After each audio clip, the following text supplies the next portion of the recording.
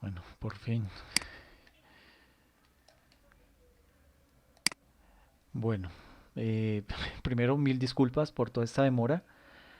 Eh,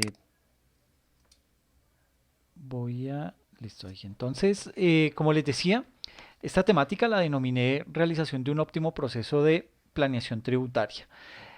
Digamos que para entender todo este tema de la planeación tributaria, hay que, por una parte, remitirnos primero a lo que es el contexto jurídico y pues obviamente cuando hablo de jurídico hablo también del componente legal.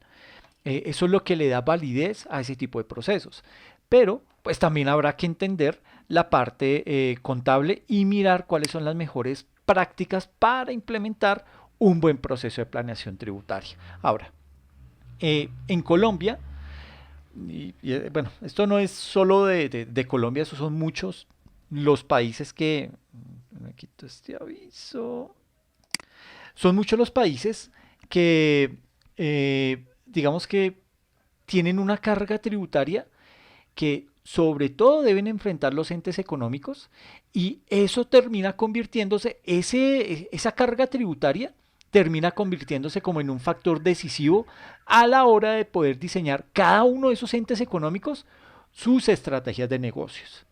Entonces, pues muchos van a tener que analizar si de pronto yo me tengo que constituir como una SAS, como una sociedad limitada, como una sociedad anónima.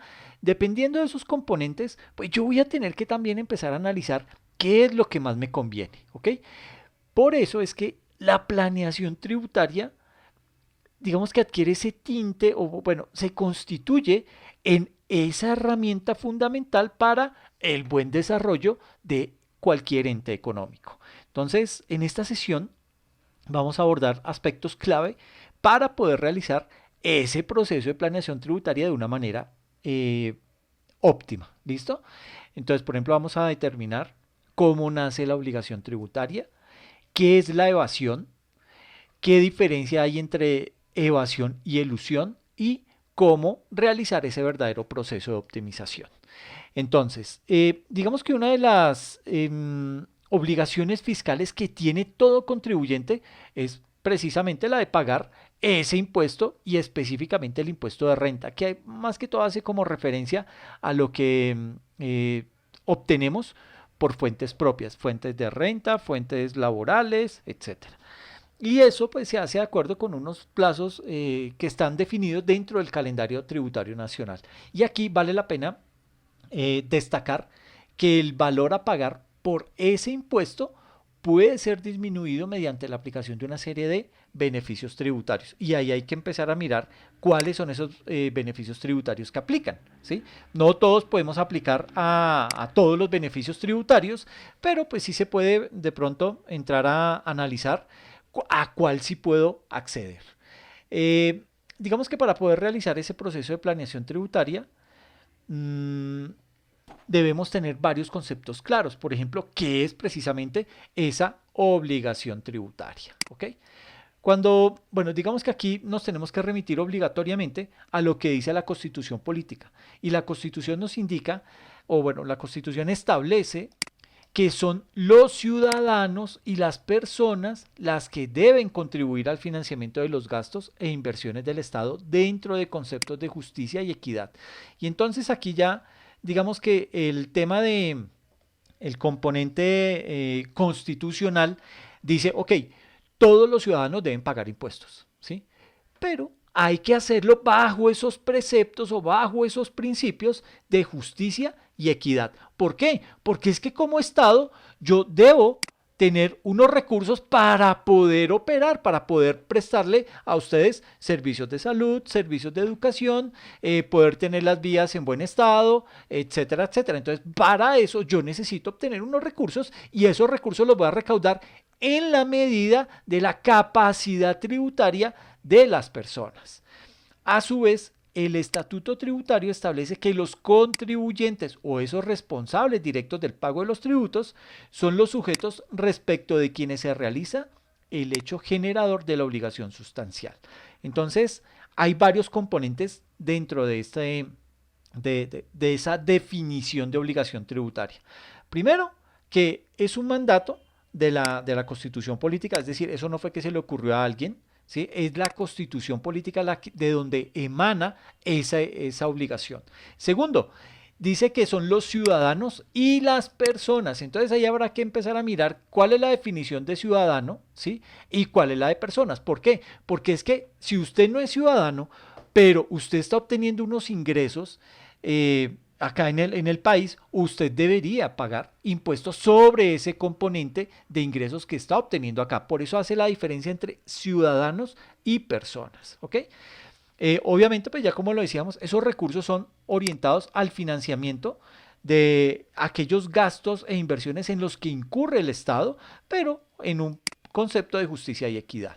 ¿Listo? Ahora, mmm, digamos que aquí hay que destacar dos elementos importantes de esta definición de obligación tributaria. El primer elemento importante es digamos que esa connotación de ser un sujeto pasivo de los tributos.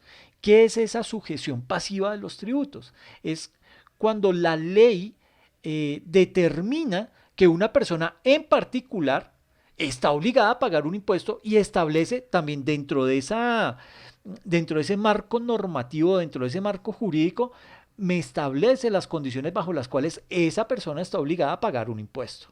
Y el segundo elemento es ese hecho generador. Y dentro de ese hecho generador, ¿hay qué se hace? Pues la ley determina las circunstancias y pueden ser unas circunstancias de modo, pueden ser unas circunstancias de lugar o de tiempo en las que se entiende que un tributo nace a la vida jurídica y ese sujeto pasivo. Ay, perdón, permítame un momentico que alguien está queriendo entrar. Uy, descartar. Chan. Perdón, pero esto pasa.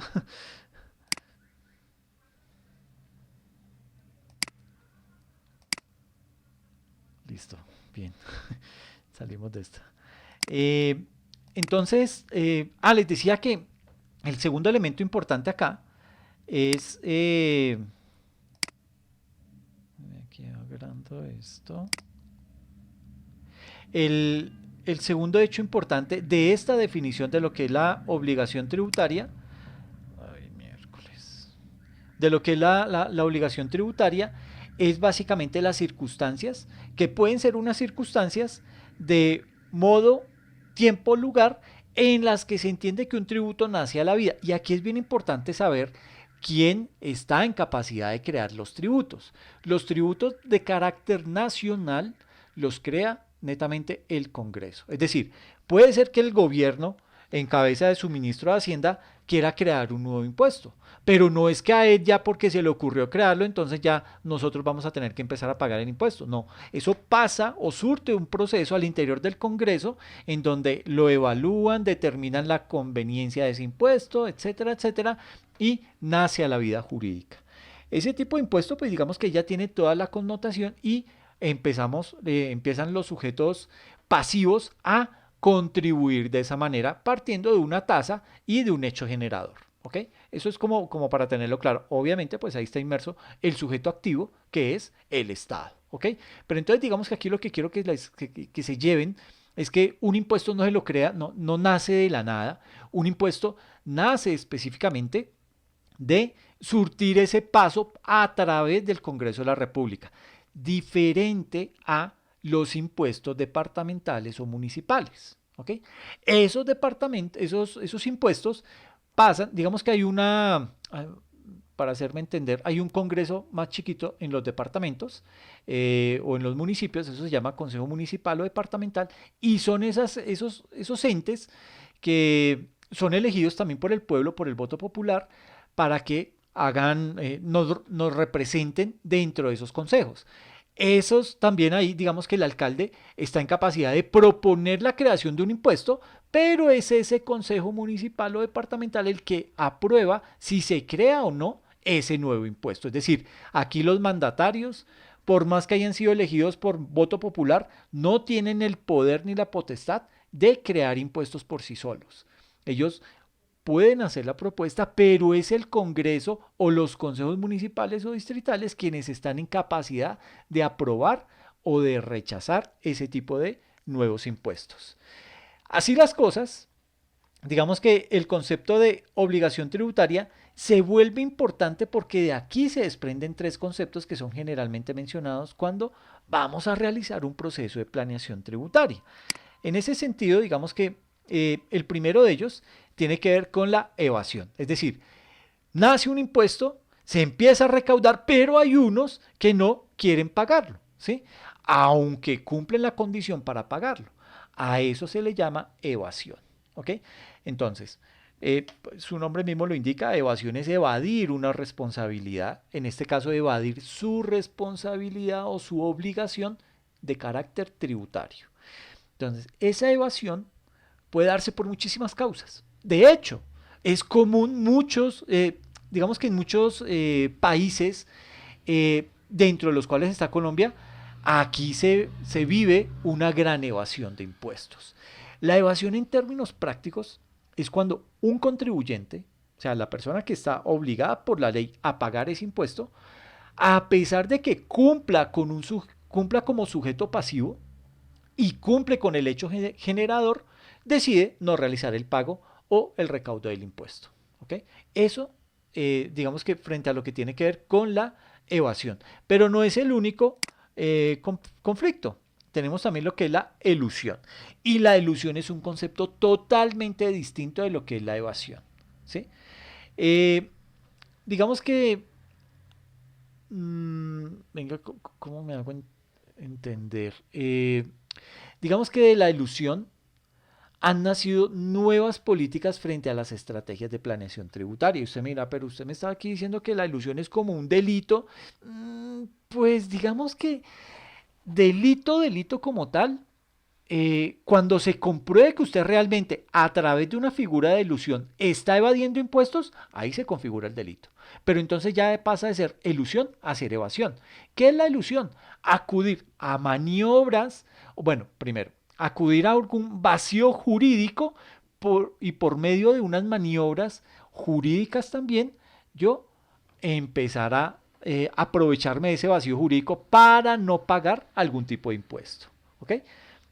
Entonces, la ilusión es construir una serie de estructuras que jurídicamente son viables, que jurídicamente son legales, pero cuyo propósito es desviar los puntos en los cuales se puede cumplir ese hecho generador o la sujeción pasiva. Es decir, yo puedo de pronto decir, sí, a mí yo soy sujeto pasivo de ese impuesto, pero me toca pagar cero pesos de impuesto, o ese impuesto no aplica en este caso para mí, ¿sí? ¿Por qué? Porque se constituyó toda una figura detrás de esa obligación, se constituye toda una figura jurídica y legal que hace que yo no tenga que pagar ese impuesto, ¿ok? Digamos que frente a este... Sí, Dime.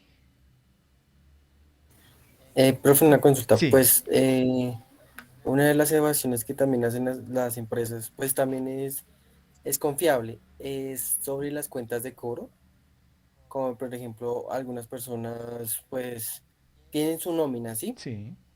O sea, los contratan, pero para evadir como sus impuestos o algo por el estilo, solo los contratan como prestación de servicios, pero no como un contrato directo o indirecto.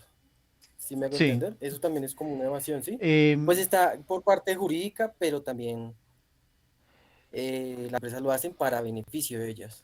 sí, puede darse, pero digamos que ahí no se está conformando algo ilegal. Puede ser que yo lo haya contratado a usted bajo la figura de cuenta de cobro y pues digamos que usted se compromete a desarrollar un trabajo, yo me comprometo a pagarle ese tipo de servicio, puede ser una orden de servicio, y para eso pues se emite una cuenta de cobro en este caso.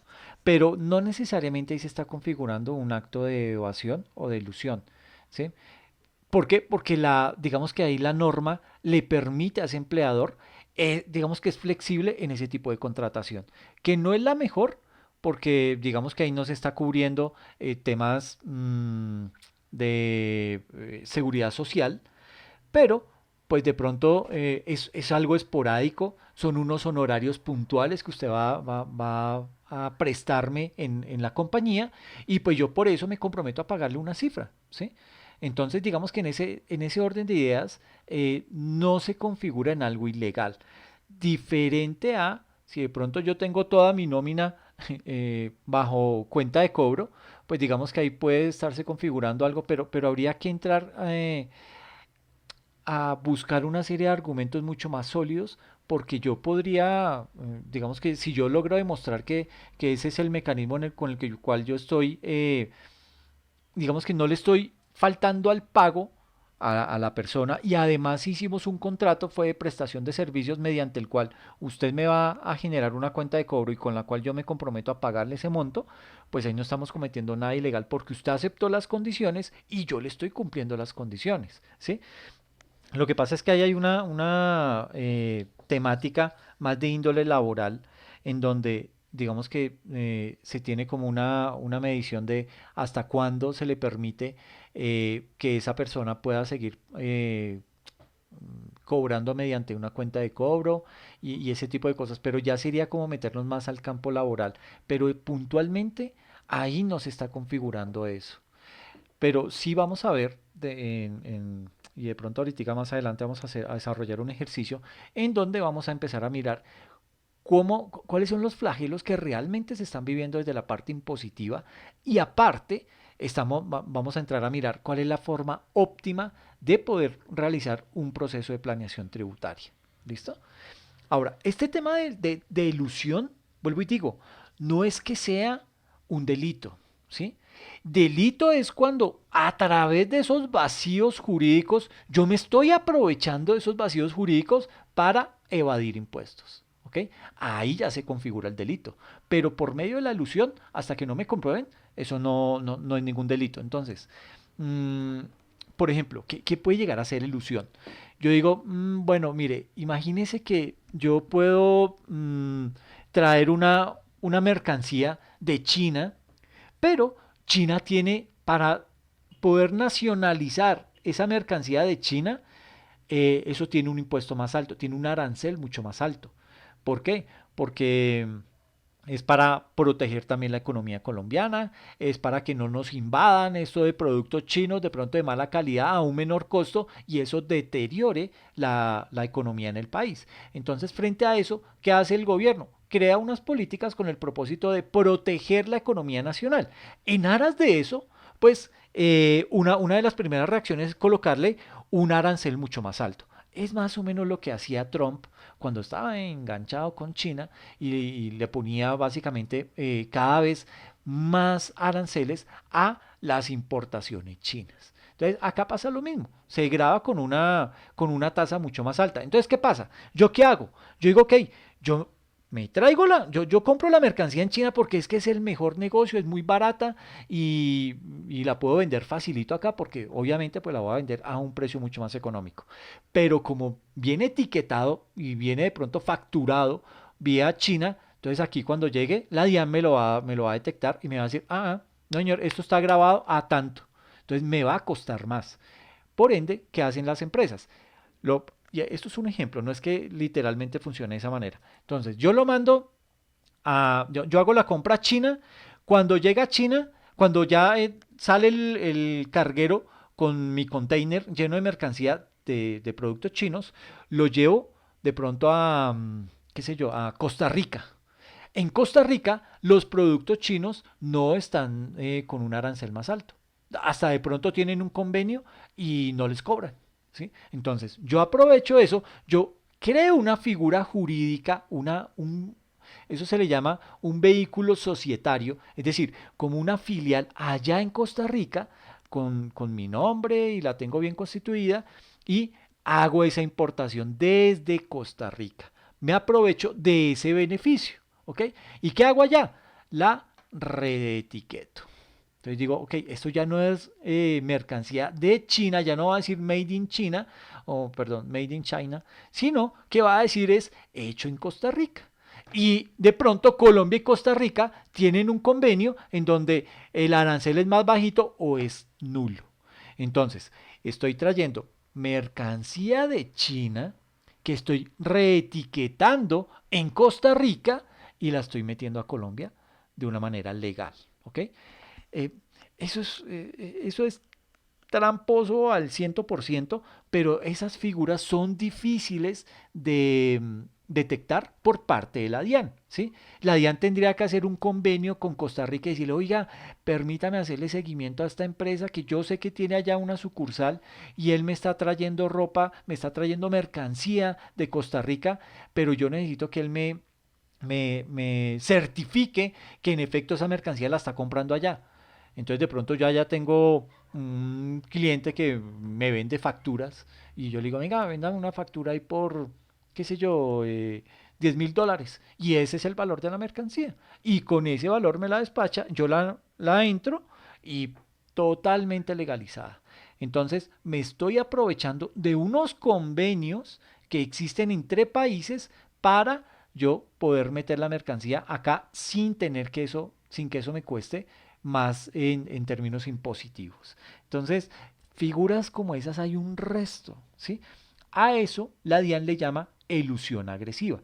Cuando la DIAN detecta que hay empresas que tienen programas, que están implementando programas de elusión agresiva, comienza a hacer ese tipo de investigaciones, ¿sí? Para poder determinar realmente de dónde proviene esa mercancía, si proviene de China o realmente ha sido adquirida en Costa Rica y traída al país de manera legal. Entonces, básicamente aquí dime. Profesor, sí, hablando con respecto a la ilusión, ¿no? Que es totalmente válida porque, como usted bien lo dijo, es un vacío legal y el jurista no me puede decir a mí qué está haciendo, lo está haciendo mal, está evadiendo. Yo no, porque hay un vacío acá, no hay ninguna forma de que usted diga que yo estoy evadiendo. Pero ante estos casos de ilusión, muchas veces uno se confía y resulta que ha habido ya actos predecesores a estos hechos y están en jurisprudencia. Y la jurisprudencia como es fuente de derecho, entonces uno a veces se confía y resulta que ya han habido casos, está en jurisprudencia y por ahí lo agarran.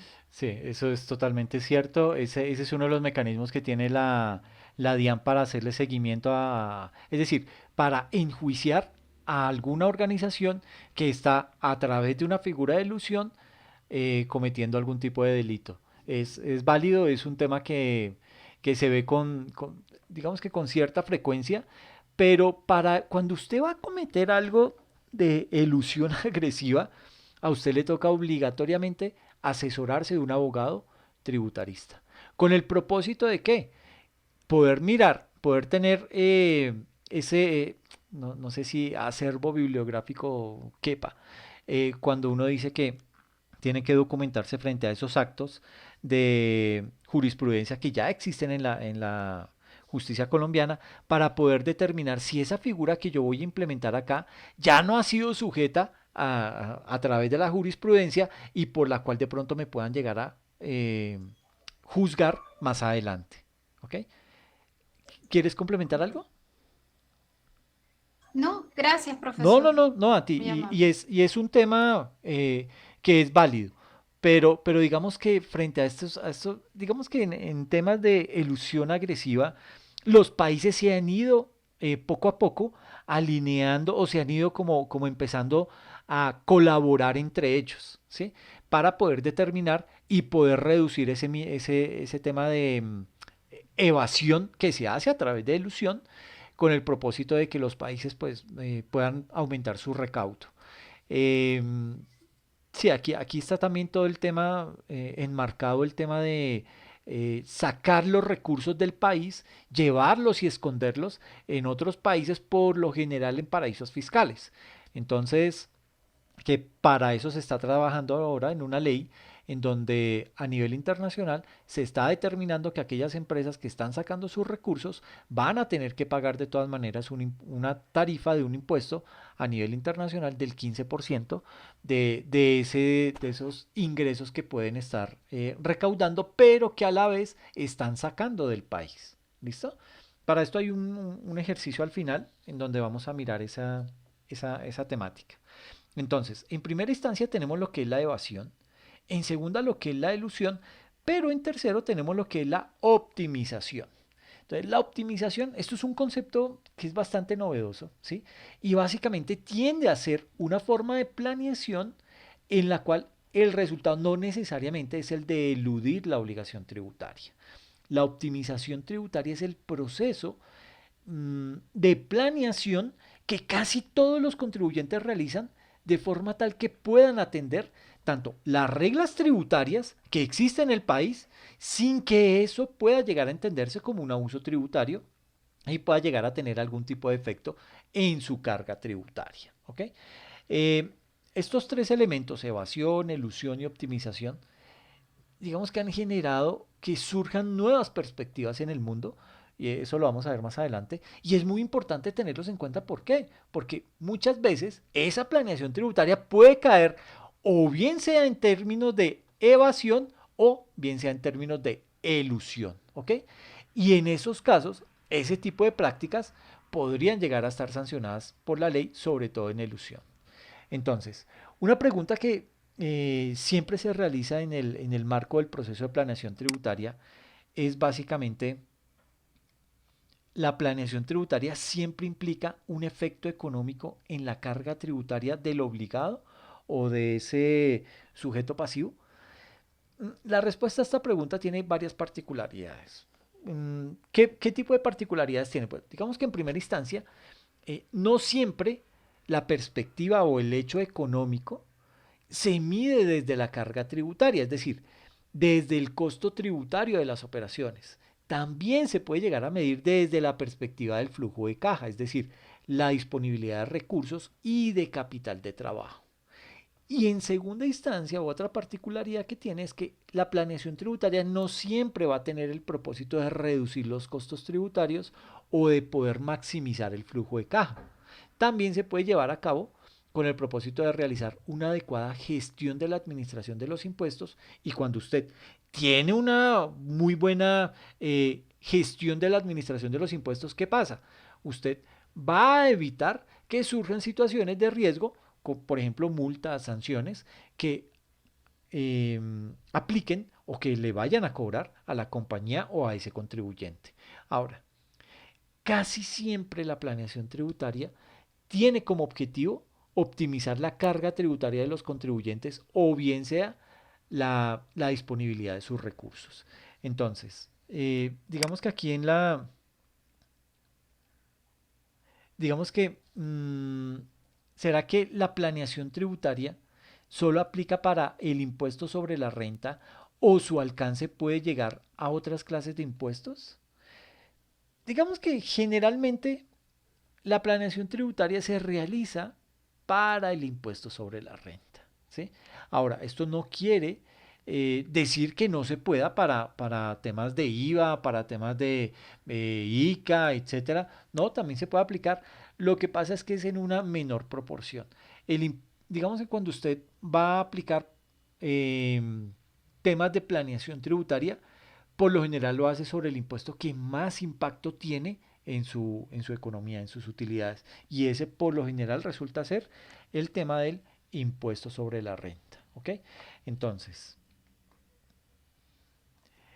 tenemos acá diversos impuestos, ¿sí? Digamos que la respuesta a la pregunta anterior de si es que solamente se aplica el impuesto sobre la renta o se puede llegar a otra clase de impuestos, aquí vamos a dar la respuesta con más detenimiento.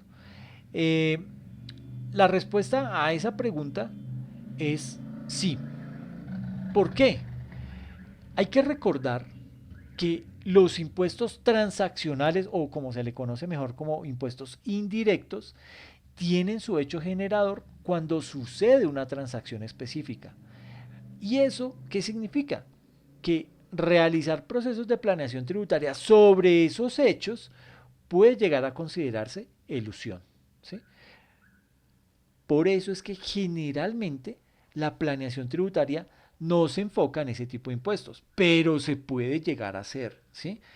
Hay que tener mucha más precaución, hay que tener mucho más cuidado, hacerlo con más detenimiento para no despertar sospechas sobre temas de planeación tributaria agresiva o, como la llama la DIAN, elusión. En segunda instancia, digamos que, bueno, ¿será que es posible diseñar estrategias de planeación tributaria en impuestos transaccionales o indirectos? Ya decíamos que se puede, pero son más llamativos a que se generen alertas en la DIAN sobre prácticas de elusión tributaria agresiva en esa organización, precisamente porque se están efectuando sobre impuestos transaccionales o indirectos, pero sí se puede llegar en algún momento. En segunda instancia, ¿por qué la planeación tributaria se realiza generalmente sobre el impuesto sobre la renta? Digamos que ese impuesto sobre la renta, a diferencia de los impuestos indirectos, tiene otro enfoque, ¿sí? El impuesto sobre la renta se basa en términos muy generales en la operación de un contribuyente en un mismo periodo de tiempo que generalmente conocemos como periodo gravable. Ahora, como ese impuesto sobre la renta se basa sobre la operación de un contribuyente, podemos llegar a realizar operaciones, o bueno, más que operaciones, podemos llegar a realizar optimizaciones desde la perspectiva del modelo de negocio y también desde la operación habitual de la compañía o del contribuyente. Es decir, tenemos un margen mucho más amplio para poder realizar o para poder crear estrategias de planeación tributaria que permita llegar a tener unos efectos que el contribuyente está buscando. Es por eso que generalmente la planeación tributaria se realiza sobre impuestos sobre la renta. La tercera inquietud es, ¿en qué casos la planeación tributaria para el impuesto sobre la renta tiene incidencia en otros impuestos? Muchas veces se trata de realizar un análisis del modelo de negocio. Y aquí es bien importante conocer el modelo de negocio de esas organizaciones. Cuando se realiza un análisis de ese modelo de negocio o se realiza un análisis de la compañía o de la persona natural, porque también aplica para personas naturales, cuando se hace ese análisis o se realiza un análisis de forma tal que si existen maneras de realizar algún proceso de optimización tributaria, pueden haber cambios dentro de esa estructura del modelo de negocio o de la operación habitual de la compañía. Cuando hay cambios dentro de esa estructura, ahí puede darse el caso que haya otro tipo de efecto en otros impuestos. Por ejemplo, puede ser que yo celebre un contrato de colaboración porque es mucho más eficiente para la estructura tributaria de renta y para el modelo de negocio en general. Y ese contrato de colaboración entre las partes que están participando en el negocio, eso trae un efecto en materia sobre el impuesto a las ventas. Y es por eso que cuando, digamos que modulamos todo el enfoque operacional y del negocio del cliente, hay un efecto en otro tipo de impuestos. ¿Ok? Eso nos puede llegar a pegar o afectar otro tipo de impuestos. En ese orden de ideas, ¿cuáles son las generalidades del impuesto sobre la renta? Digamos que poder realizar un óptimo proceso de planeación tributaria implica que los fundamentos y esas bases conceptuales deben ser unos conceptos sólidos. De ahí que lo que vamos a abordar a continuación son esas generalidades sobre el impuesto sobre la renta aquí en Colombia. Es decir, vamos a conocer primero de qué se trata ese impuesto sobre la renta para luego decir, por este lado nos podemos ir, tenemos que aprovechar tal beneficio tributario o debemos acogernos a tal descuento tributario. Entonces, bajo esa óptica, hay unos aspectos sustantivos del impuesto sobre la renta a nivel mundial. Digamos que existen varios aspectos que son generalmente aceptados e incluidos dentro de los marcos tributarios de cada país, de cada estado. Y esos aspectos sustantivos son los siguientes. El primero es, el primer aspecto es que ese impuesto sobre la renta es un impuesto directo. Es decir, el impuesto sobre la renta grava las utilidades que han sido obtenidas por un contribuyente en un periodo determinado por la ley según cada estado. Entonces, vale la pena mencionar que el impuesto sobre la renta no es único en Colombia. Esto es un impuesto que se aplica yo creo que en todos los países a nivel mundial. Pero cada país tiene sus propias estrategias, sus propias tarifas, sus propios mecanismos para poder cobrar ese impuesto. ¿Ok? En segunda instancia, eh, otro aspecto bien importante es que ese impuesto sobre la renta es un impuesto progresivo. Se dice que es progresivo en la medida que tiene por objeto poder generar una mayor tributación en la medida que haya una mayor base gravable. Ahora, esto no solamente depende de eso. ¿Por qué digo que no solamente depende de eso? Podríamos tener una mayor base y una tarifa estática y eso implicaría que habría un mayor pago de tributos mientras que el contribuyente obtenga más ingresos. Algunos países, dentro de esos está incluido Colombia, frente al tema de personas naturales, establece que cuando va creciendo la base gravable, la tarifa también se va incrementando, de forma tal que entre mayor base se tenga, va a haber una mayor tarifa y por ende, pues va a haber un mayor recaudo y de esa manera se está consultando la capacidad contributiva del contribuyente de forma tal que ese impuesto sobre la renta sea progresivo. Y aquí hay que hacer un paréntesis porque usted me puede estar diciendo, pero eso solamente aplica para las personas naturales. Exactamente, usted tiene toda la razón. ¿Por qué? Porque es que para las personas jurídicas no hay diferenciación en tarifa, que es un grave problema. ¿Por qué es un grave problema? Porque es que en estos momentos la tarifa está en el 35%, ¿sí? Y pues las grandes empresas no tienen tanto problema. ¿Por qué? Porque hay muchos beneficios tributarios, hay muchos descuentos tributarios hechos a la medida de esas empresas grandes, ¿ok? Por ende es que ellos, cuando hubo todo el tema de la revuelta social, alzaron la mano los de la ANDI y dijeron, no, tranquilo, nosotros, súbanos la tarifa al 35%, usted nos iba a bajar la tarifa al 30%, no se preocupe, súbala al 35% y por debajo le dijeron, pero pilas me quitan los beneficios y los descuentos tributarios, que es lo que se supone que ahora sí va a hacer Petro, ¿ok? Ahora, una vez le quitan, bueno, ¿cuál es el problema de los beneficios y de los descuentos tributarios? Que cuando usted tiene una tarifa del 35% y le aplica esos beneficios y esos descuentos tributarios, su tasa efectiva de tributación, porque es que hay dos tasas. La tasa nominal, que es la tarifa del 35%, eso es lo que se conoce como tasa nominal, y hay una tasa efectiva de tributación, que es la que usted realmente está pagando. ¿Por qué? Porque usted tiene una utilidad contable, ¿cierto? Pero cuando va a declarar renta, usted tiene que hacer una conciliación fiscal. En esa conciliación fiscal, a usted puede que no le reconozcan unos costos y gastos, puede que algunas cositas no tengan relación de causalidad, entonces eso no se lo van a descontar y su utilidad fiscal se incrementa. ¿Ok? O sea, va a ser mayor la utilidad fiscal a raíz de esa conciliación fiscal y va a ser menor la utilidad contable. En ese orden de ideas, ¿qué pasa? Que usted va a pagar su impuesto sobre la renta con base en esa conciliación fiscal, es decir, con base en esa utilidad fiscal. Por ende, cuando usted hace la operación de determinar el valor que pagó de su impuesto sobre la utilidad contable, usted empieza a determinar que está pagando una mayor tarifa, ¿sí? Esto le pasa a las pymes, bueno, a las MIPYMES, que cuando van a declarar renta, como ellos lo hacen sobre la tarifa del 35% y por lo general para ese tipo de empresas no hay ningún beneficio ni descuento tributario, le toca pleno. Pero cuando hace la conciliación fiscal, hay unos costos y gastos que no le reconoce el Estado. Y le dice, no, eso usted no me lo puede llevar allá. Entonces, ¿qué pasa? Menos costos y menos gastos, aumenta la utilidad. Y sobre esa utilidad es que usted termina pagando su impuesto de renta.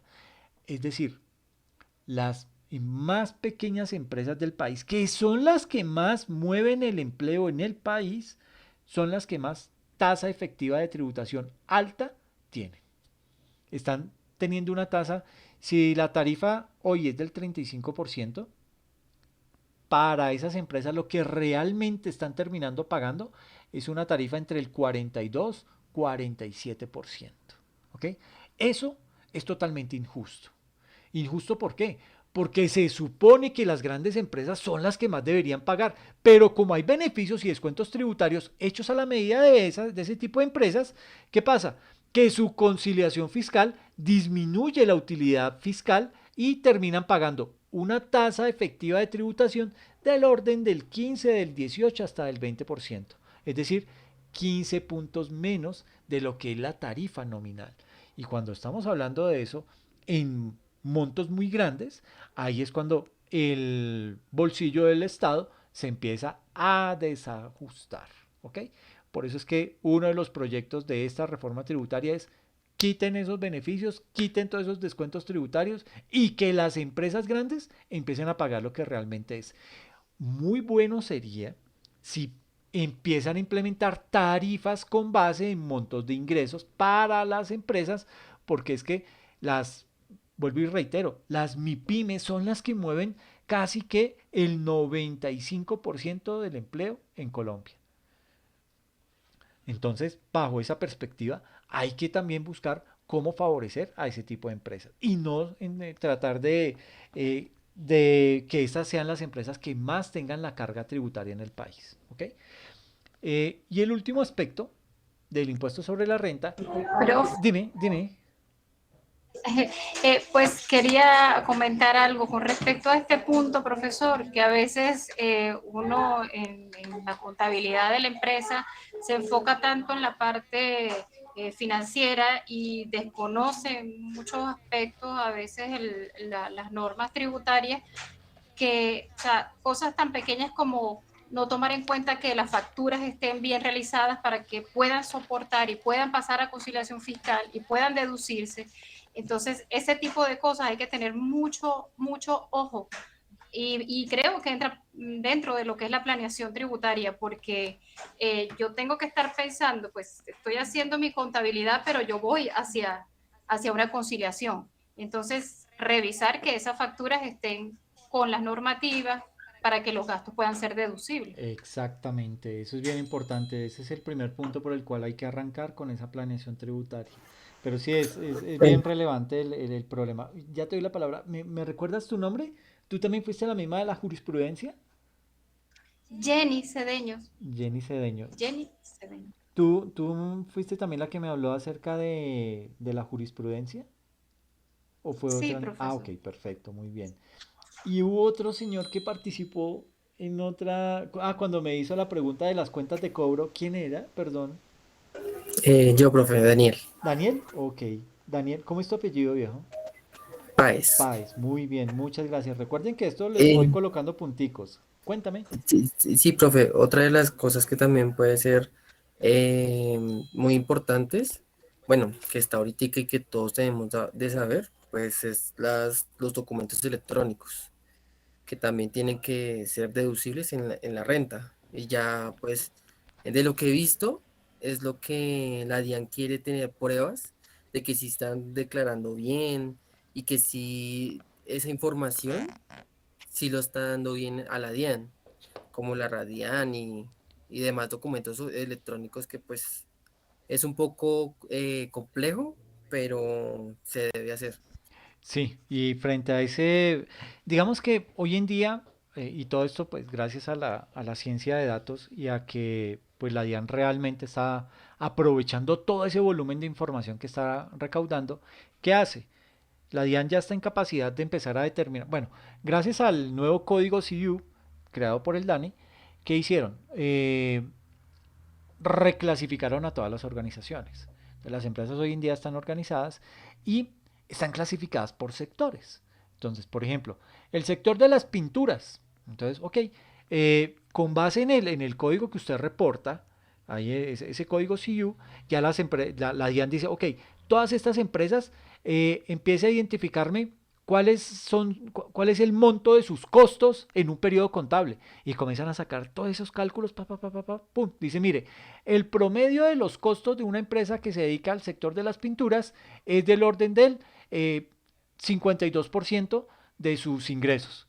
Uno dice, miércoles, 52%. Ok, pero ahí lo sacamos con base en una empresa. Sáqueme el de todas las empresas. Entonces ahí ya la franja, es decir, se crea un rango en que dice, mire, el rango de costos y gastos que maneja una empresa que pertenece al sector de las pinturas oscila entre un 57% y un 72% de sus ingresos. Entonces, ya empieza la DIAN a crear ese margen de costos y gastos que en promedio tienen las empresas que pertenecen al sector de las pinturas, de manera tal que cuando una empresa se pasa por encima o queda por debajo de esa franja, es motivo de investigación. Entonces le dicen, bueno, señores auditores, investiguen en esta empresa, ¿por qué me está reportando unos costos y gastos del orden del 87, 88, del 90% en relación a sus ingresos?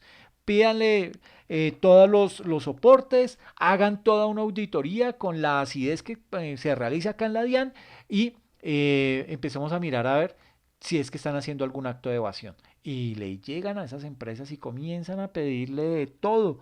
Y obviamente cuando empiezan a pedir de todo, pues algún error habrá cometido, alguna facturita que no debía contabilizar la metió allá. Es decir, eso genera ese tipo de suspicacias para la DIAN y la DIAN con base en esos datos crea esas visitas para poder determinar si usted está evadiendo o no. Entonces hay que tener mucha precaución. Hoy en día ya no se le puede tomar del pelo o tratar de hacer una declaración de renta de manera muy olímpica, tratando de obtener todo el beneficio para mí y pensar que la DIAN sigue tragando entero. No, hoy en día ya las cosas han cambiado, la DIAN se ha modernizado en infraestructura, sobre todo en infraestructura tecnológica, y eso es lo que le ha permitido hoy en día poder determinar ese tipo de franjas, ese tipo de rangos, con el propósito de determinar quién está por encima o quién está por debajo, es decir, quién se sale del promedio con el propósito de empezar a investigar. Y reitero, cada que se hacen ese tipo de investigaciones, ahí sale una cantidad de sanciones que le ponen a esas empresas, precisamente porque usted dio papaya, dejando, digamos que eh, el simple hecho de salirse de esos rangos, pues ya genera ese tipo de alertas en la DIAN. Y usted me dirá, bueno, ¿y a dónde ve uno esos rangos? No, pues la DIAN tampoco es tan boba como para mostrar esa información.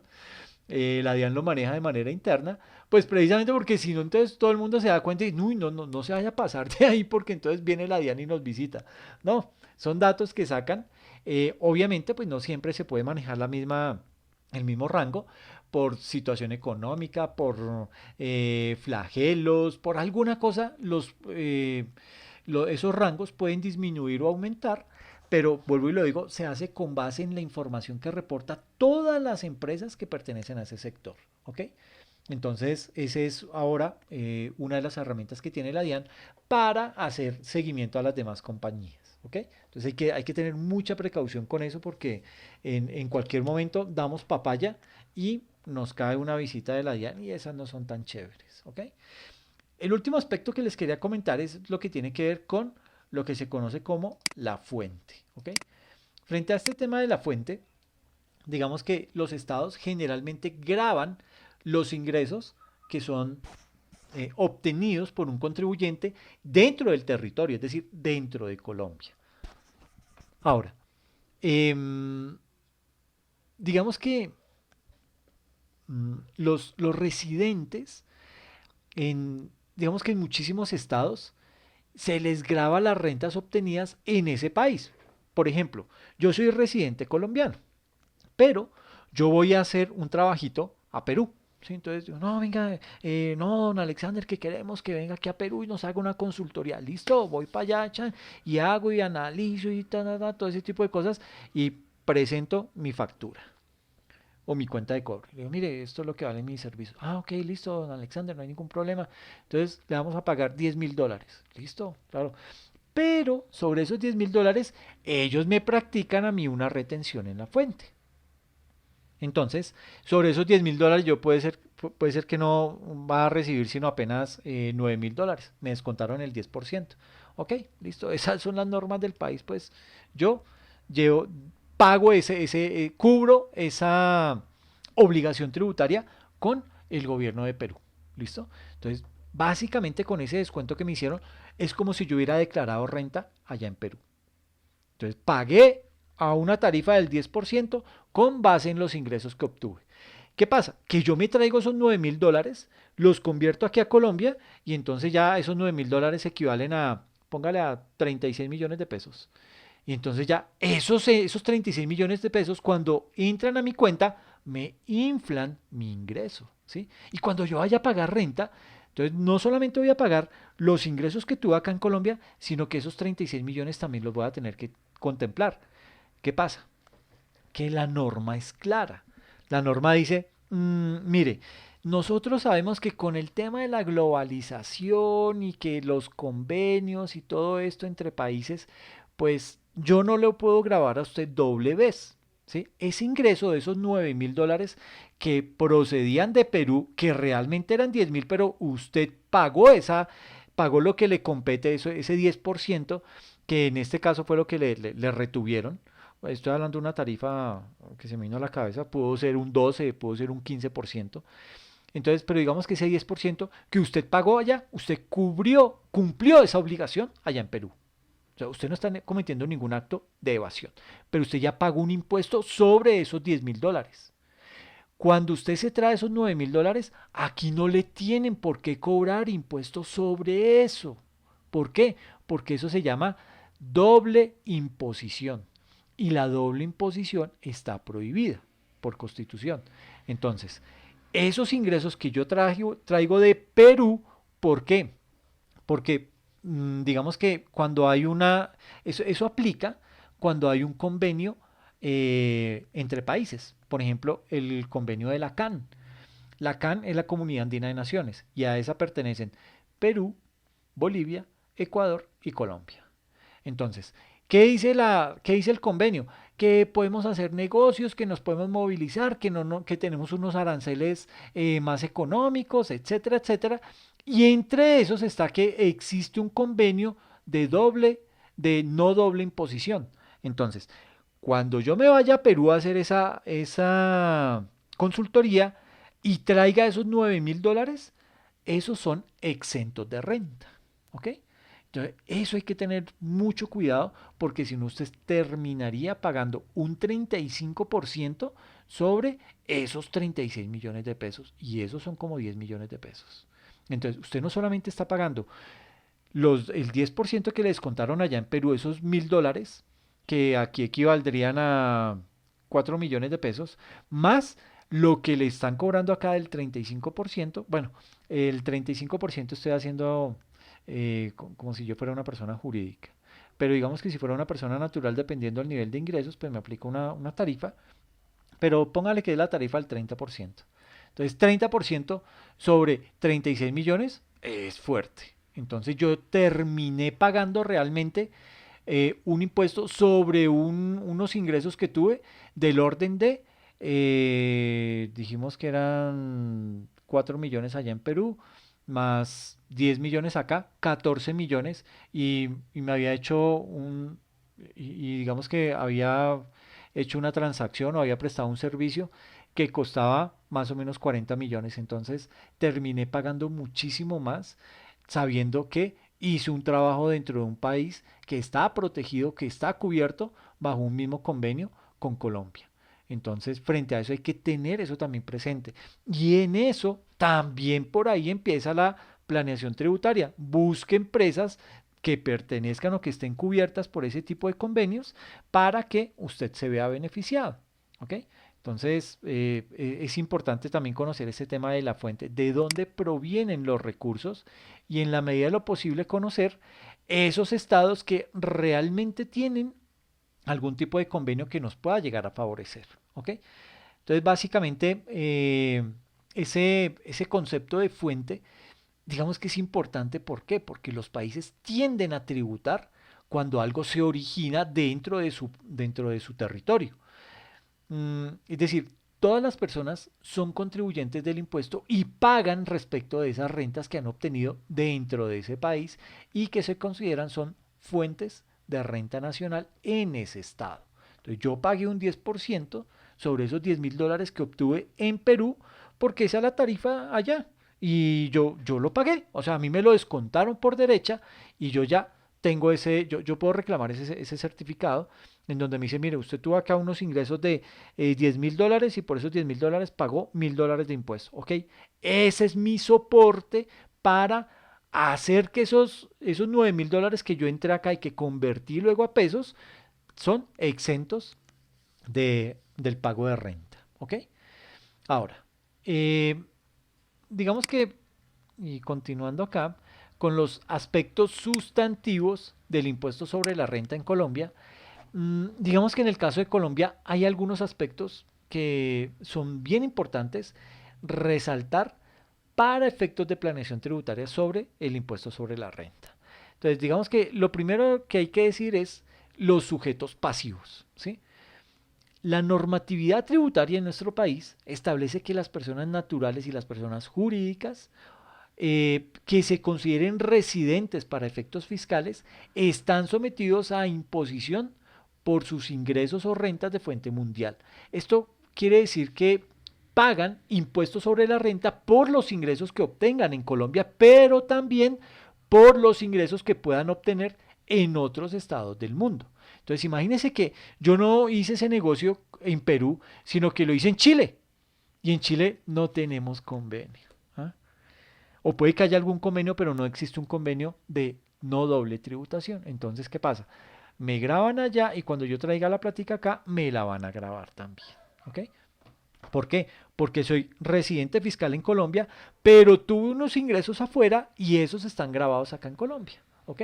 Porque se dice que todo lo que sea ingresos o propiedades que usted tenga por fuera, sobre eso usted va a tener que declarar. Entonces hay que tener precaución con eso.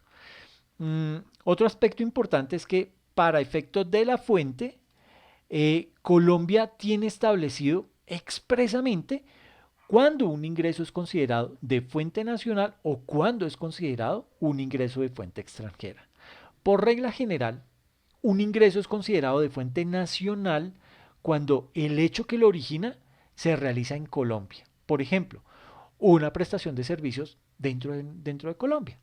Ahora bien, algunos casos expresamente señalados en la ley, como sucede con la prestación de servicios técnicos o de asistencia técnica, están grabados en Colombia como ingresos de fuente nacional, independientemente que su prestación de servicios se realice en Colombia o desde el exterior.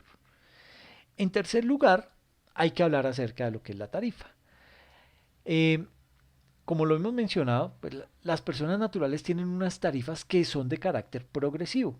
Sin embargo, las personas jurídicas generalmente en Colombia han tenido una tarifa estática en el tiempo. Ahora, cuando me refiero a tarifas estáticas, no me refiero a que no puedan tener variaciones en la medida en que va apareciendo cada reforma tributaria como las que hemos venido experimentando en los últimos años. El punto de esto es que no hay una tarifa que a medida que obtenga más ingresos me tienda a gravar de una manera más alta, con excepción a la tasa de las entidades financieras. Es la única que existe, ¿sí? Pero debería crearse una tarifa progresiva para que esas empresas que son pequeñas, que están empezando, no se vean golpeadas de una manera tan abrupta por un impuesto tan alto como el de la renta acá en Colombia. Y imagínese usted un emprendimiento recién empezando y de una primer año y pum, le llega una tarifa del 35% sobre sus rentas. Pues eso fácilmente puede llegar a acabar con una empresa que apenas está surgiendo. ¿Ok? Ahora, el último aspecto es la base gravable. Entonces tenemos el sujeto pasivo, la fuente, la tarifa, la base gravable. Esa base gravable también es conocida como la renta líquida gravable. Y esa renta líquida gravable se determina con base en las disposiciones normativas, según lo dicte el estatuto tributario. ¿Ok? Y aquí nos falta de pronto el sujeto activo, que pues obviamente es el Estado. ¿Listo? Ahora, ¿cuál ha sido la evolución de las normas antiabuso y antielusión acá en nuestro país?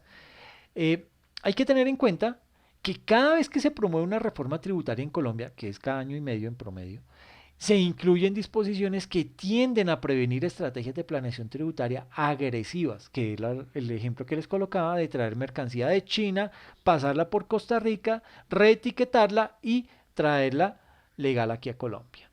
Entonces se busca prevenir ese tipo de estrategias de planeación tributaria agresivas que se puedan llegar a considerar como prácticas elusivas o abusivas. Ejemplo de esto son esas disposiciones que tienden a restringir las operaciones con vinculados en el exterior. Es decir, con esa filial que yo tenía en Costa Rica para poder pasar por ahí la mercancía de China. Entonces, hoy en día la DIAN tiene muy identificado ese tipo de vehículos societarios o de vinculados económicos en el exterior. Y es por eso que generalmente se establecen unas mayores tarifas de retención en la fuente y se solicitan más soportes de esas operaciones y aplican unos regímenes como el régimen de precios de transferencia, que de precios de transferencia vamos también a hablar y a hacer ejercicios de planeación tributaria porque esto genera digamos que un gran impacto a nivel de planeación tributaria.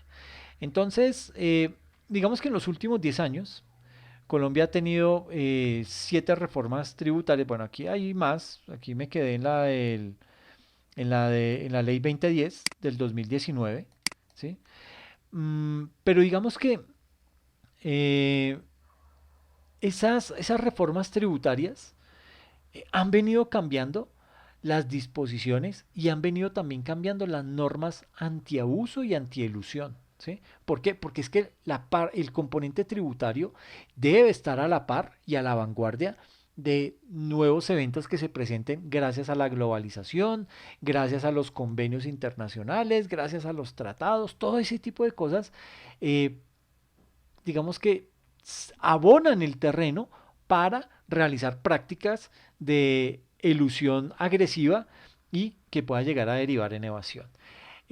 La más reciente de esas normas antiabuso y antielusión surgió acá en la ley 2019, en la ley 2010 del año 2019, que ratificó muchos puntos de la inexequibilidad de la ley de financiamiento, pero también incluyó unas disposiciones que tienden a prevenir el abuso y la ilusión.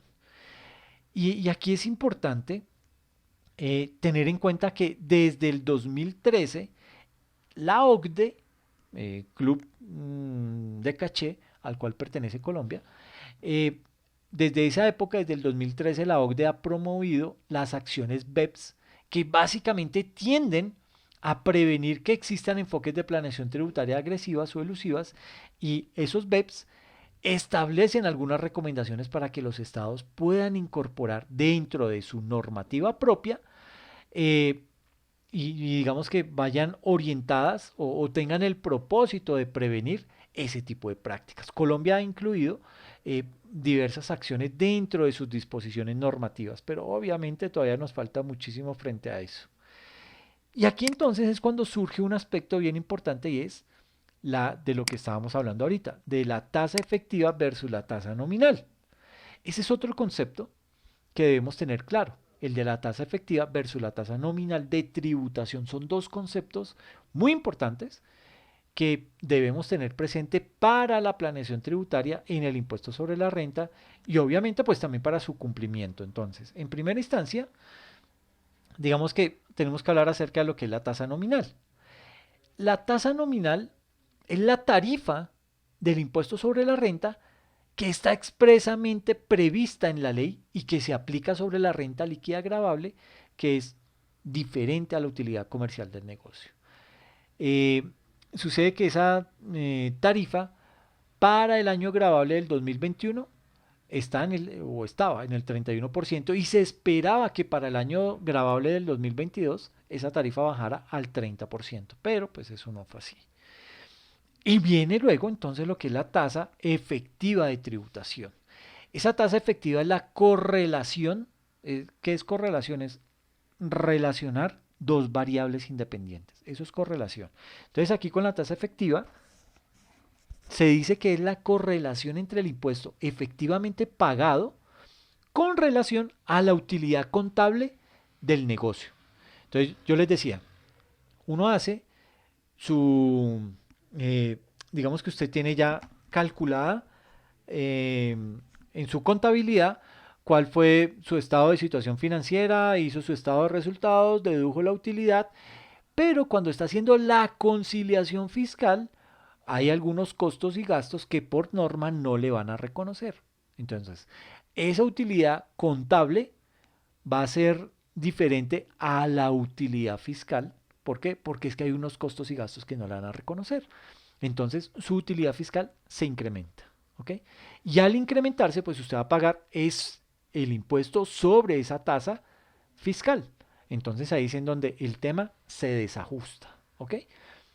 Y aquí entonces resulta muy importante tener en cuenta que esa utilidad comercial del negocio no es la misma renta líquida. ¿Por qué no es la misma renta líquida gravable? Porque la renta líquida gravable se determina con base a las disposiciones normativas que incluye el estatuto tributario. Es decir, lo hago con base en la conciliación fiscal.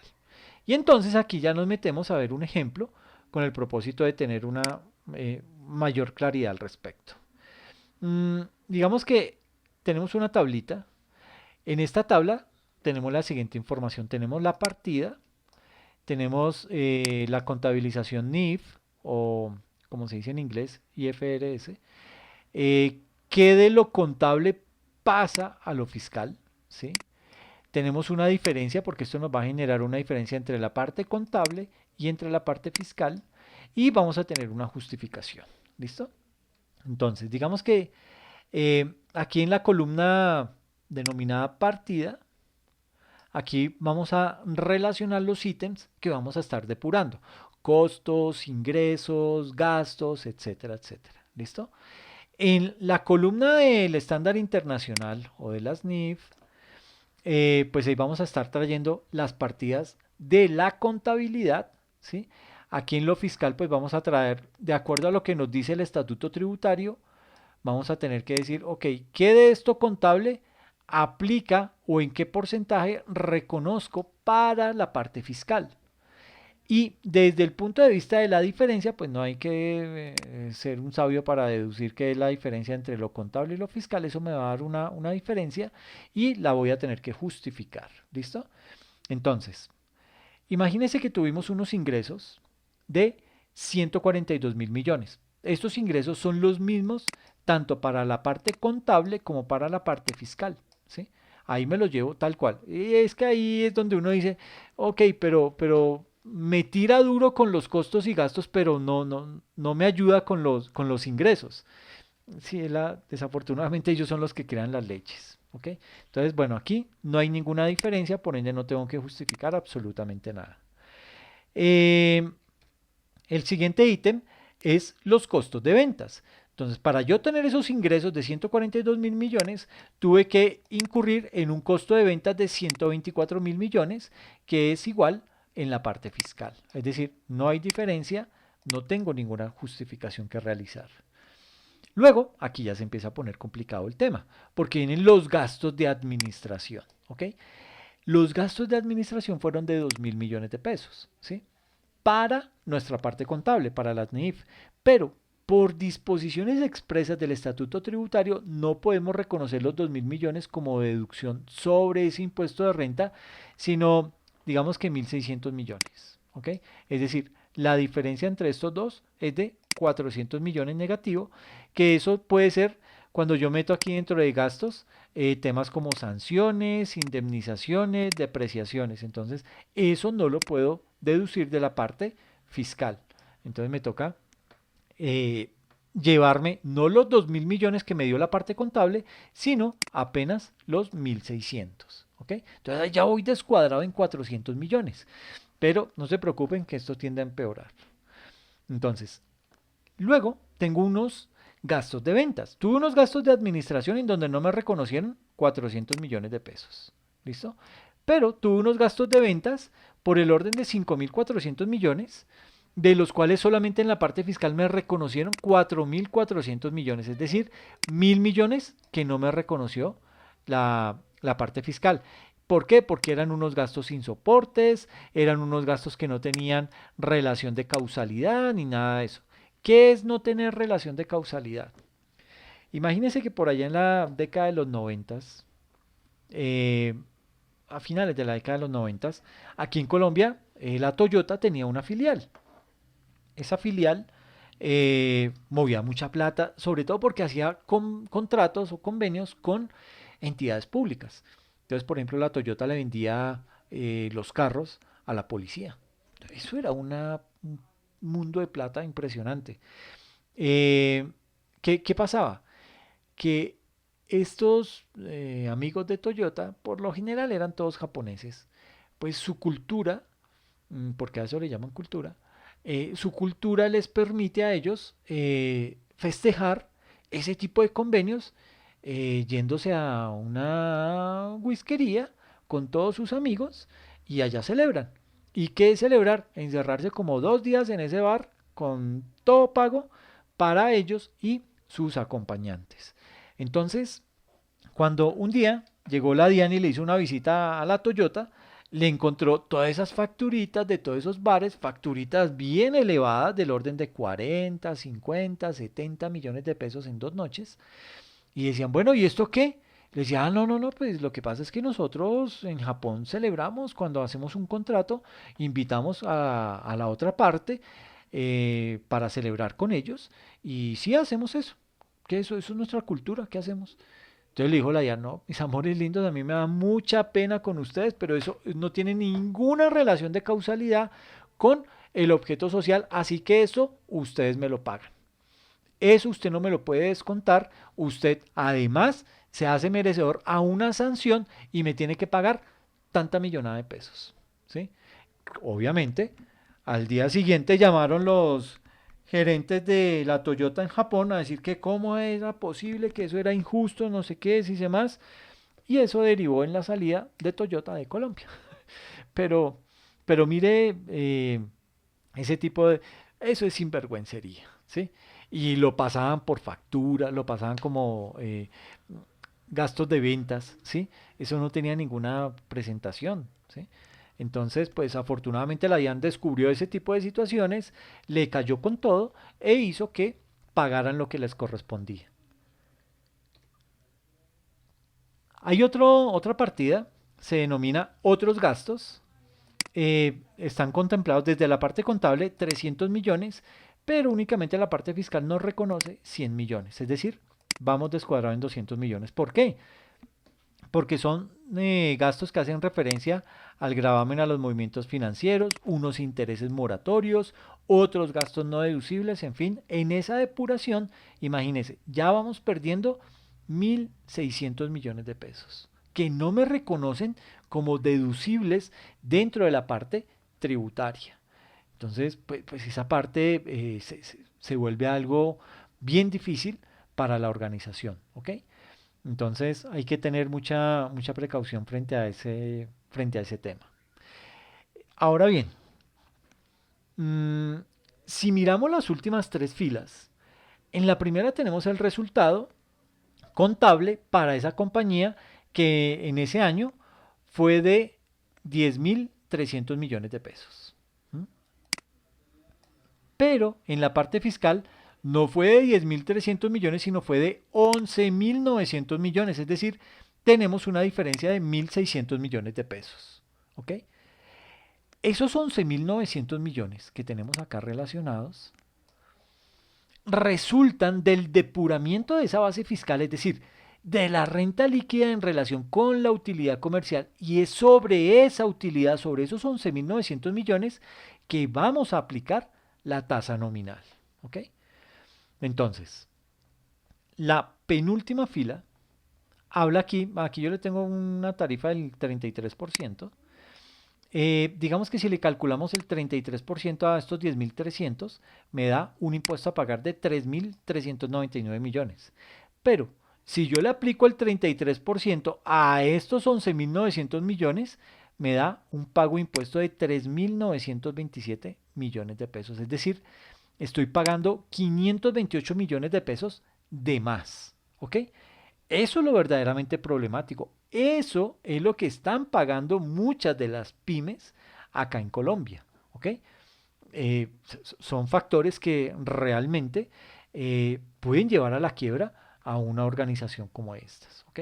Entonces, básicamente, aquí podríamos estar diciendo que esa tasa efectiva de tributación, que realmente es lo que estamos pagando, hace referencia a que en la parte contable estos 3.339 millones equivalen al 33% de la, de la utilidad contable, pero yo realmente lo que estoy pagando es esto, 3.927 millones de pesos, ¿sí?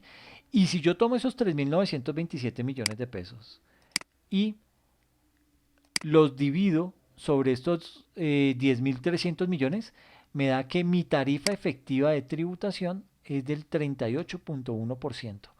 Esa es lo que realmente yo termino pagando. Por eso se llama tasa efectiva de tributación. O sea, yo debía pagar el 33%, pero realmente estoy pagando el 38.1%. Es decir, estoy pagando 5.13 puntos porcentuales por encima de la tarifa de tributación. ¿Ok? Es por esta razón que generalmente debemos tener más cuidado con la tasa efectiva de tributación que con la tasa nominal. ¿Por qué?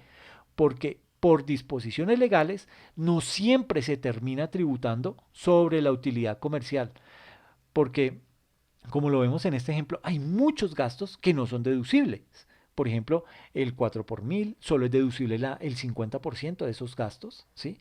El pago del impuesto del patrimonio no es deducible. El impuesto a la normalización, esos no son gastos deducibles. Por esa razón, si tengo ese tipo de erogaciones a nivel contable, mi utilidad contable va a ser menor que la utilidad fiscal y por lo tanto la tasa efectiva de tributación va a ser mayor que la tasa nominal. Es decir, yo tenía una tasa nominal del 33% y lo que realmente pagué fue un impuesto a una tarifa del 38.1%. ¿Okay? Esas son las cosas que están pasando realmente dentro de la economía colombiana. Ahora, mmm, hablemos acerca de lo que son los vehículos societarios y la sociedad, es decir, los vínculos que tiene la sociedad con otras empresas o con filiales de la organización en otro país. ¿Listo? Sucede que la correlación que existe entre esos vehículos societarios y la sociedad la debemos tener en cuenta siempre que queramos desarrollar un proceso de planeación tributaria. Entonces, en primera instancia, tal y como lo explicábamos al comienzo, eh, las sociedades y las personas naturales son contribuyentes sobre el impuesto a la renta. Cuando una persona natural, y puede ser una persona nacional o extranjera, constituye un vehículo societario. ¿Qué puede ser un vehículo societario? Puede ser una sociedad SAS, una sociedad anónima, una limitada o cualquier otro tipo de persona jurídica. ¿Qué está pasando en ese momento? Que está básicamente generando una nueva persona y por lo tanto está generando un nuevo contribuyente para el impuesto sobre la renta. Sucede que las personas que constituyen la sociedad tienden a obtener unas utilidades o unos dividendos de ese vehículo societario. ¿Y esto qué pasa? Lleva a una situación especial. Es decir, si la sociedad es un sujeto pasivo del impuesto sobre la renta y el accionista también lo es, podría llegar a generarse un efecto de doble tributación, que era lo que hablábamos ahorita, de si yo hacía la consultoría en Perú o no. Si eso llegase a pasar, sería un desincentivo a la inversión. Y probablemente ese tipo de vehículos societarios no se utilizarían. Es decir, yo digo, no, estoy pagando casi que un 45% en impuestos. Digo, no, yo no sigo haciendo esos negocios allá en Perú porque no me sirve de nada. Entonces, desincentiva ese tipo de inversiones. ¿Ok? Entonces, básicamente, es por esto que las normas tributarias colombianas están diseñadas para prevenir esos hechos, esa doble imposición.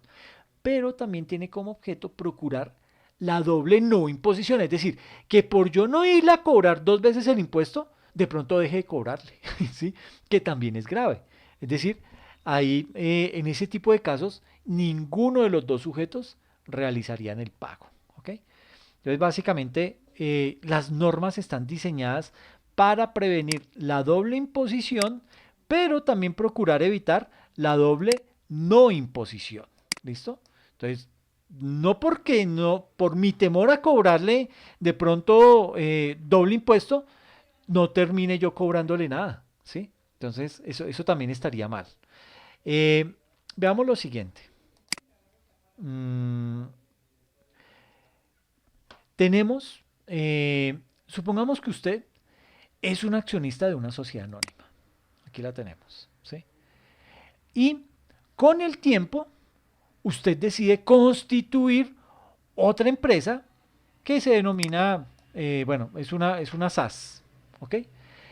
Es decir, usted siendo accionista de esta sociedad anónima, con el tiempo, con algunos excedentes, con algunos ahorros, usted dijo, no, sabe que yo voy a constituir otra empresita, ¿sí?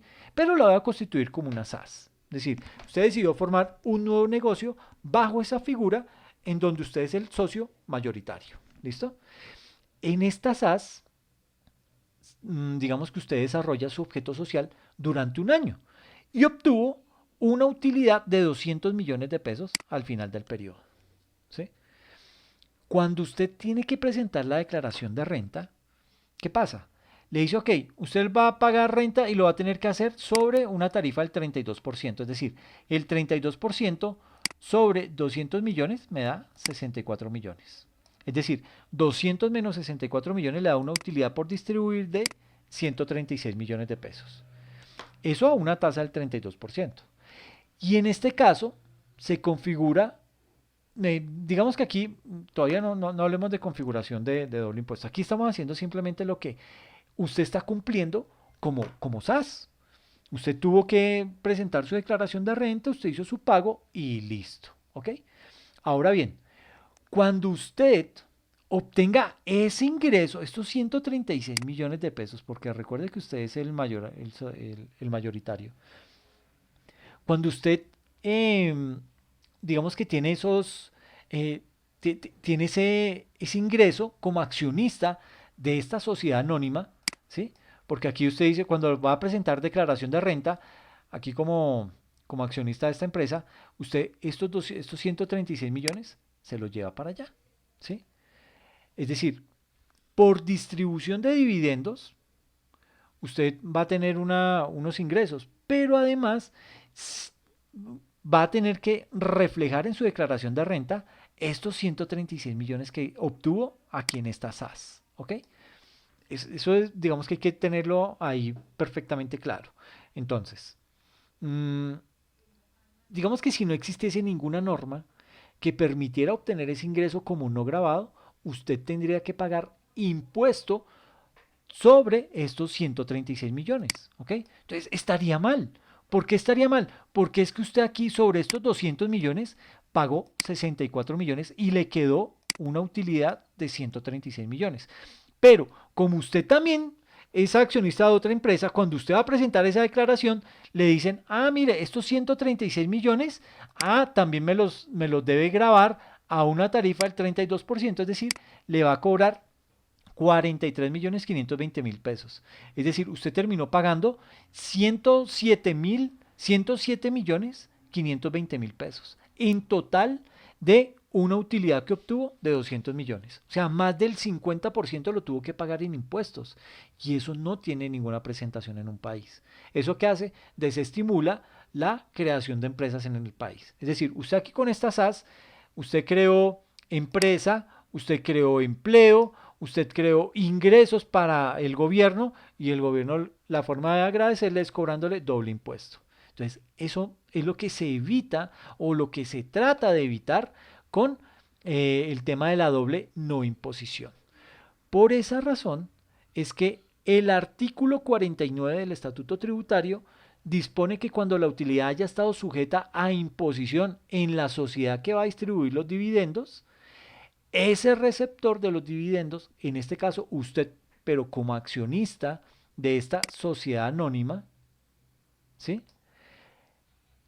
Es decir, usted va a tratar esos 136 millones como un ingreso no constitutivo de renta ni de ganancia ocasional. Es decir, esos 43 millones 520 mil pesos que por error estábamos liquidando, eso no aplica, eso no va, esos son exentos de renta. Son no constitutivos de renta ni ganancia ocasional. ¿Ok? Entonces, eso hay que tenerlo claro porque en muchas ocasiones se tiende a pagar esa doble tributación y eso está mal. No lo deberíamos hacer. ¿Listo? Ahora, y partiendo del ejemplo anterior, Ese artículo 49 del Estatuto Tributario procura que, por ejemplo, si en las SAS, si en estas SAS, eh, tuvo un impuesto sobre la renta, bueno, digamos que aquí tuvo una utilidad de 200 millones de pesos, ¿sí? Y tuvo un impuesto sobre la renta de 0 pesos. Entonces usted tuvo una utilidad por distribuir de 200 millones de pesos. Esto en un caso hipotético. Digamos que no tuvo que pagar renta porque suponga que era una empresa de economía naranja y estaba exenta. ¿Ok? Entonces tuvo 200 millones de pesos y tiene una utilidad por distribuir de 200 millones de pesos. ¿Ok? En este caso ya no tendría el carácter de ingreso no constitutivo de renta ni de ganancia ocasional. ¿Sí? Hay esos 200 millones, cuando vaya a declarar bajo esta figura de sociedad anónima, esos 200 millones de pesos se van a ver afectados. Van a tener esta imposición aquí del 32%. ¿Ok? Entonces ya no tendría el carácter de ingreso no constitutivo de renta ni de ganancia ocasional, sino que se convierte en un ingreso ordinario que va a estar sometido a tributación en esa sociedad anónima. Es decir, el objetivo es que se grave el impuesto en el vehículo societario SAS o en la accionista de la sociedad anónima. Pero por algún lado se debe generar ese impuesto. ¿Ok? Ahora bien, dependiendo de las políticas públicas que Colombia quiera realizar, puede que los beneficios que originen que en las SAS no se paguen impuestos sobre la renta terminen trasladándose al accionista en la sociedad anónima. Pero eso tiene que estar establecido por expresa disposición legal. Es decir, el Congreso de la República tiene que establecer ese tipo de situaciones. ¿Ok? Hay que tener mucha precaución con eso porque eso puede llegar a derivar en situaciones que de pronto nos pueden llegar a traer algún tipo de inconveniente más adelante. ¿Ok? Ahora, bueno, aquí en este caso los 200 millones pierden la calidad de ingreso no constitutivo de renta ni de ganancia ocasional y se convierte en un ingreso ordinario debido a que su impuesto en la SAS fue de 0 pesos. ¿Ok?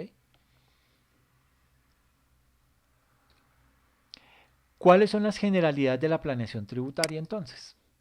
Digamos que la planeación tributaria es, palabras más, palabras menos, poder determinar un modelo que permita optimizar la carga tributaria en la organización y a su vez prever en el tiempo cómo debe estar estructurado un modelo para poder ejecutar una inversión en cualquier tipo de negocio o en cualquier tipo de actividad. Esa planeación tributaria, digamos que es el insumo más importante desde la perspectiva de impuestos para poder estructurar cualquier proyecto. Es por eso que es muy importante saber cada ítem que tenga incidencia en la planeación tributaria. Entonces, ¿cuáles son los tipos de planeación tributaria? Pues digamos que existen en el impuesto sobre la renta varios tipos de planeación tributaria, pero digamos que aquí los hemos unificado en 4 grandes grupos que son diferimiento, ya explicamos eso, el diferimiento, las prerrogativas y los beneficios, la optimización de la tasa efectiva de tributación, que es la tasa que yo termino pagando después de que, digamos que es esa tasa que yo termino pagando con base en la utilidad fiscal. Y el cuarto aspecto, las operaciones transnacionales. ¿Ok? Entonces, ¿qué elementos son los que inciden en una planeación tributaria sobre el impuesto sobre la renta? Digamos que ahí existen algunos elementos que inciden en la planeación tributaria más allá de lo que son de esas perspectivas técnicas tributarias. Entonces, en ese orden de ideas, eh, tenemos que el primero de esos elementos es el modelo del negocio. Entonces, debemos partir, o sea, uno hace planeación tributaria partiendo del modelo de negocio que se tiene constituido en la empresa. Ese modelo de negocio generalmente es establecido por los contribuyentes desde una óptica de economía y de negocios. Es decir, el componente tributario puede ser observado o no y en esos casos podría existir que haya una ineficacia o perdón, no una ineficacia, sino una ineficiencia desde la perspectiva fiscal, bien sea porque el modelo de negocio que establece ese contribuyente en ese momento podría llegar a generar unos riesgos o porque de pronto por la modalidad de operación haya unas ineficiencias que no son previstas cuando se establece ese modelo de negocio. Otro aspecto importante es un adecuado cumplimiento, es decir, el segundo elemento que incide en la planeación tributaria resulta ser ese adecuado cumplimiento. Y esto es muy importante. ¿Por qué? Porque el adecuado cumplimiento supone que, como existen tantas normas, ¿sí?, que tienen como objetivo prevenir el abuso, que tienen como objetivo prevenir la evasión y la ilusión, pues tenemos que observar adecuadamente esas normas con el propósito de que no tengamos efectos en el impuesto sobre la renta. Por ejemplo, el registro de los contratos de importación de tecnología ante la DIAN.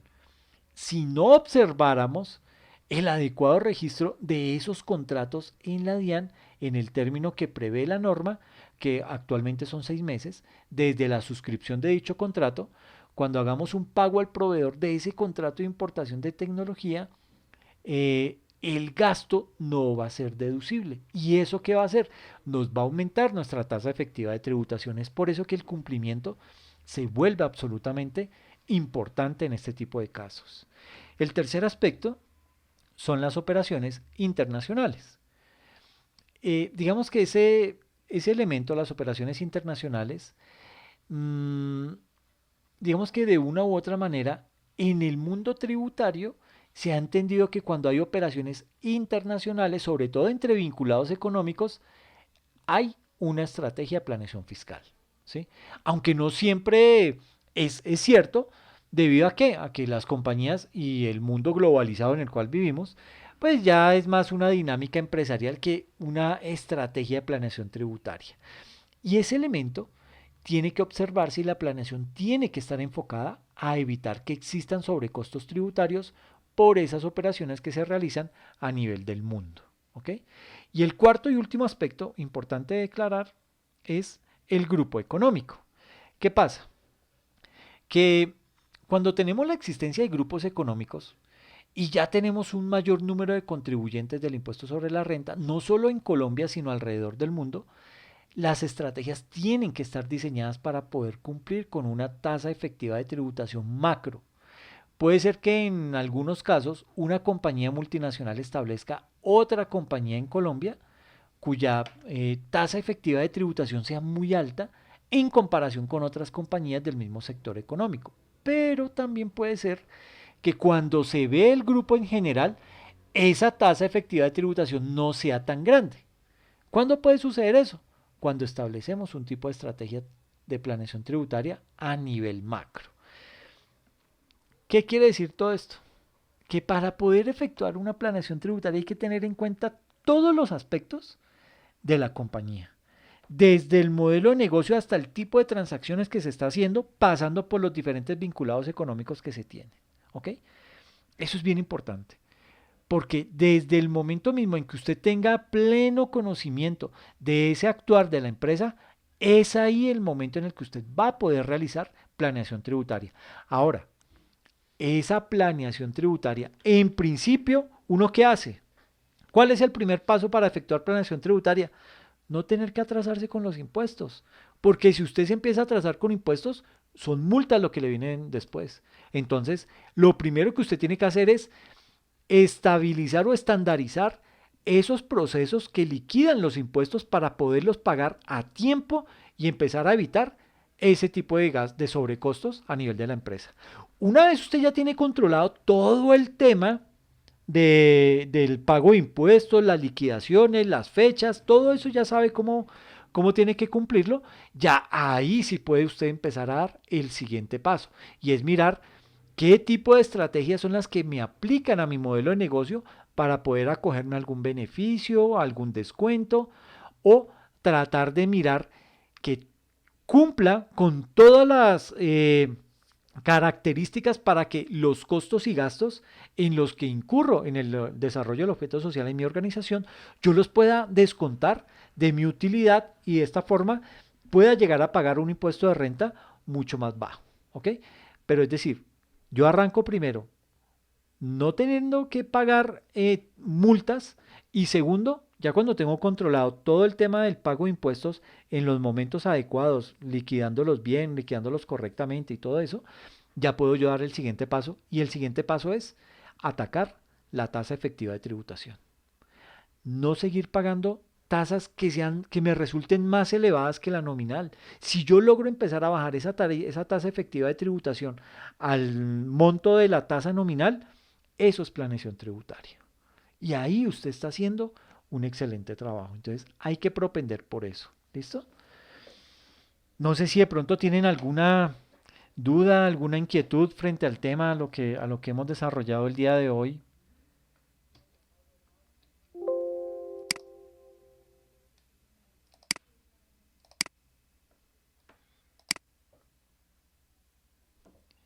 ¿Estuvo ladrilluda la charla? No, Es un tema fuerte, profesor, pero eso uno tiene que irlo aprendiendo. Pero es un Sí, tema que tiene mucho. muchas arandelas. Y sí, sobre sí, todo profe. hay que leer mucho la norma para poder entenderla y poder aplicar en determinados momentos el beneficio adecuado, el descuento que me aplica, en fin, no llegar a caer en ese tipo de cosas. Pero recuerden, lo primero por donde se arranca la planeación tributaria es por evitar el pago de sanciones, ¿ok? Eso es lo primero. Ese es el primer objetivo que se debe cumplir con la planeación tributaria. De nada le va a servir a usted empezar a evitar o empezar a aplicar estrategias que le permitan disminuir la tasa efectiva de tributación si está pagando grandes cantidades de sanciones, porque no está pagando impuestos a tiempo, porque no le está llegando la información como es, porque no tiene un sistema de información adecuado. Es decir, todo eso lo que le va a hacer es que le va a jugar en contra y lo va a hacer pagar muchos más impuestos. Y lo que está haciendo por un lado, lo está perdiendo en el otro. Entonces, siga ese orden. Arranque organizando primero las fechas, teniendo todo perfectamente claro para que usted no vaya a tener que pagar sanciones tributarias. Y una vez ya hecho eso, ahora sí empiece a atacar la tasa efectiva de tributación. ¿Ok? Que de eso pues vamos a hablar más adelante en otras sesiones mirando diferentes estrategias. ¿Ok? Bueno, les agradezco mucho sobre todo la paciencia, porque miren, hoy me pasó de todo, pero les agradezco muchísimo, ¿verdad? La paciencia que tuvieron para conectarse a otra plataforma, no es la oficial, pero no tenía cómo más solucionar el problema. Entonces les agradezco mucho la comprensión, gracias por quedarse hasta el final y nos vemos dentro de 8 días, ojalá que sin tanto complique, a pesar de que es festivo, ¿ok? Ok. Listo, profe, gracias. Ok, profe. Listo, Bueno, muchas gracias. Gracias. cuídense Feliz mucho. noche para todos. Buenas Gracias. noches. Cuídense mucho, que estén muy bien. Profe, Dime.